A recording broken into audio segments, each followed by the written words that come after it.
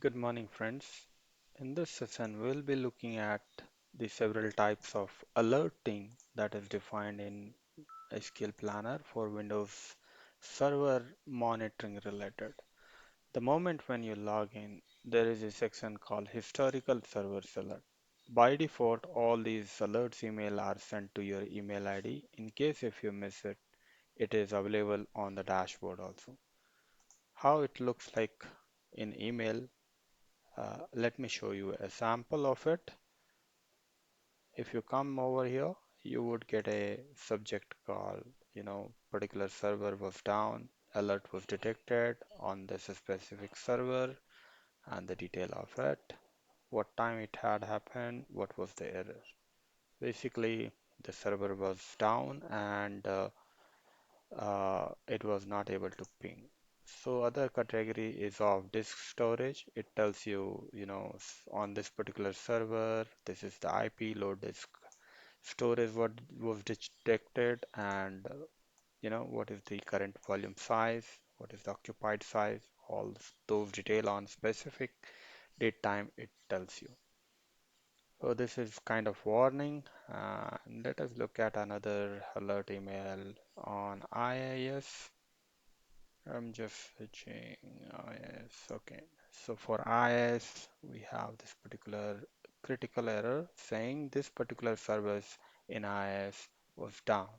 So we see that this particular two different type of IS service was down on a specific date time. Same thing will appear over here also. In case if you miss it, the dashboard captures them and it also tells you how many distinct alert category was detected from here and what is the severity, whether it is warning or critical. And in case if you want to look at detail, simply click over the detail button and the time frame when it had occurred on a specifically at every minute level it will capture and display it over here.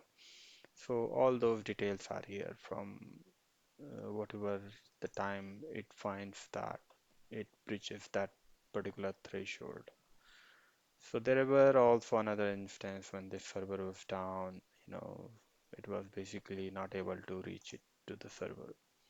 And if you come to dashboard, here also it tells you this particular server was offline, this server had some IS related service down issue, so all such details. This is basically looking at the server level health report. Uh, so when you see that server had one particular alert category here, you see that IS service was down, and on summary, it's just a summary level, and you can see them at the health page also. So this gives you the proper overview of why it was down. When you look into this health related dashboard, it tells you also the description of it in detail. This is better view than the alert uh, page because it was designed to show you the health report basically. This is how it is, and to configure these alert, this is the configuration section basically. Edit server alerts, and you can go to particular server. Let's say I'll go to particular server, and here you can define what is threshold on which you would like to receive it. If you switch it off, this particular category will not be uh, detected or breached, and it will never send you any email. Now, basically, if in case you have lot of services on particular server, you can configure them here basically. So let's say if you come here, you can detect which services you are interested in receiving alerts. Basically, we have some fixed number of services which we felt is more important, and it is recorded here. By default, any of these services are down and detected, it will send you an email. But in case if you have custom services defined in your organization and you want to choose them, if they go down, you would like to receive an alert, you simply, let's say this is your particular service, you simply add it over here, it will appear here, and that confirms that you have defined the setting to receive alert whenever this particular services goes down, and you click on save all changes. The moment when you click save all changes, it is saved over here, and then you can close this. Similarly, you have a number of server wherever you want to customize the alert, you will have to do all such setting from here. This is the method, and you simply click on save now.